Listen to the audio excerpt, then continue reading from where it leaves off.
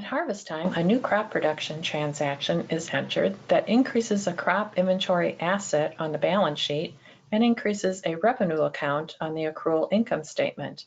Both the inventory and the revenue accounts represent the value of the harvested crop.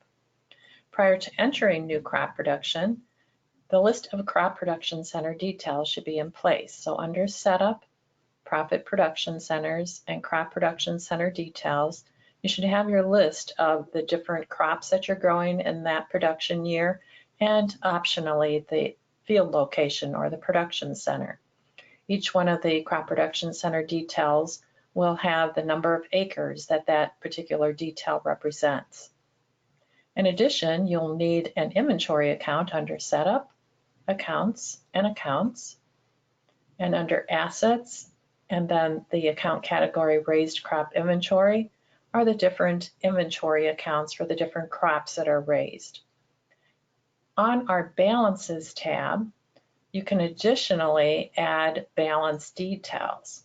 So on our raised crop inventory in this case, and I'm going to change to our harvest month here, and if we look at our inventory corn, we can see a couple of subledger details that are being stored on our inventory corn, so that at any given time we could run a report or come here to the Balances tab and see what we have for the different production years we might be storing and the different locations where we're storing that particular crop at.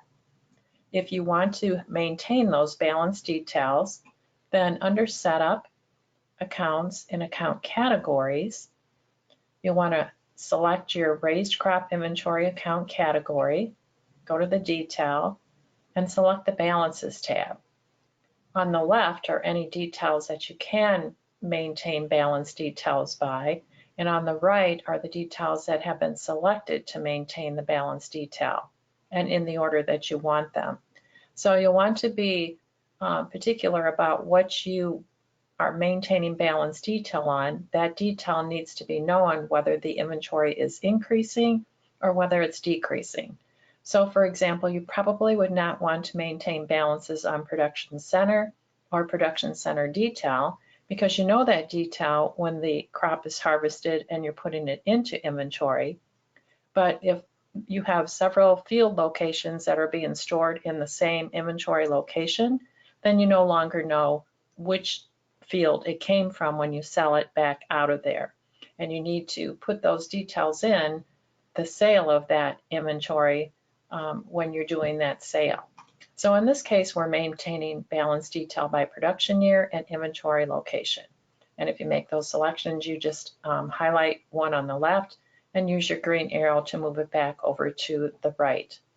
I'm going to take that one back off. And once you assign the details to the right, it's going to give you this banner that changing the items on the account balances requires that you repost the data to update those balances.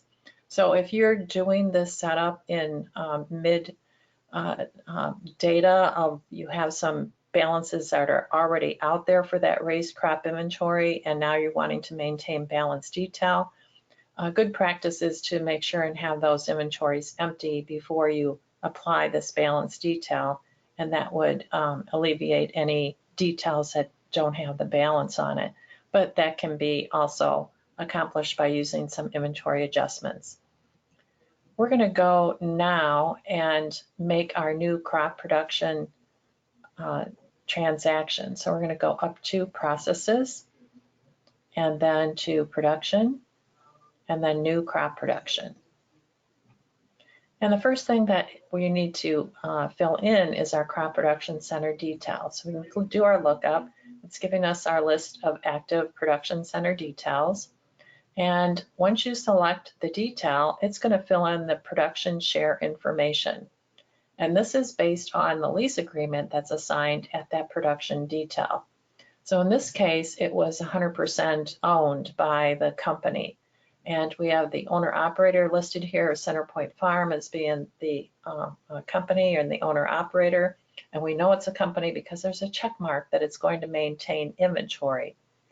So 100% of the production that we enter in this transaction is going to increase the inventory. Now I'm going to change this production detail to a different one. And this particular production is for a landlord, and the CenterPoint farm owns 60% of the inventory and 40% is going to the landlord, but the landlord is not a company. So you'll notice on Henry Landlord, there's no check mark in maintain inventory. When this transaction is saved, only 60% of the total harvest is going to make a transaction that increases inventory and revenue to CenterPoint Farm. So now let's go ahead up at the top and select what inventory that we're wanting to increase. So here are our 3 different inventories, and we're going to do corn. And that brings up our date. We're going to put in our harvest date here and the inventory location. So if you are maintaining balance details by inventory location, you'll want to make sure to always select an inventory location. If you're not maintaining balances by balance detail on inventory location, it will be optional. So in this case, we're going to take it to the elevator. That's one of our inventory locations, and you can do the lookup also. The offset account is the account that is going to be offset by any values that are updated to this inventory. So that offset account is assigned at the raised crop inventory setup, and that will be your revenue account of change in raised crop inventory. Some users want to have a different change in raised crop account for every crop that you have. That depends upon what you'd like to see on the revenue section of the income statement. So if you want to see a change in raised crop value for each one of your different crops broken out, you can have different accounts, but also keep in mind that the profit center and the production center detail are getting maintained on that account too. So you can always break it out by those different details. Then it also gives us a number of acres in that particular field. And then you have a couple of tools here. So if you know on the production what the yield was per acre, then you could put in that number of bushels per acre and it would calculate the total bushels. That's one way to do it. If you're going from a grain ticket and you have right in front of you exactly what was taken to the elevator, then you can simply put in that amount and it would calculate for you what the bushels per acre was. Next, you're going to put in a price, which would be a marketable price of that particular inventory, and that's what's going to update the balance sheet on the dollar value. So if we put in $3.50, that calculates our dollars. And now you can see at the bottom that it updated the 40% of the total is going to Henry Landlord for the bushels and the dollars, and the 60% of the total is going to CenterPoint Farm and will make a transaction based on those values. So once we can put in a notation at the bottom if we want, and when we save that, that's going to update our inventory balances account and the revenue on our income statement. So I'm going to go ahead and save that.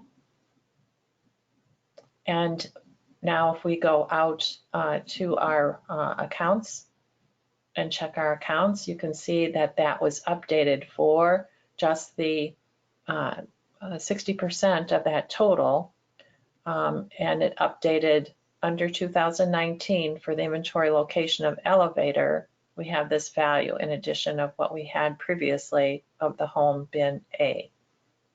And that's how to enter your new production for each one of your different crop production center details. You can put more than one transaction into each production center detail.